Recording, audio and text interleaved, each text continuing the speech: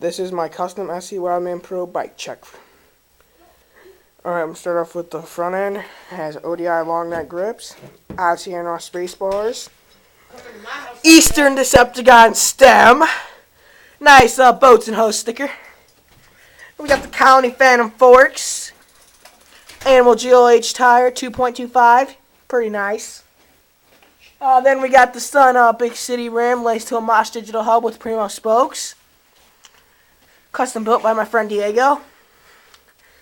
I got a KMC chain, metal bodega sprocket, Verde crank arms, very light, like the Kima Bike Light, but heavy for lifting.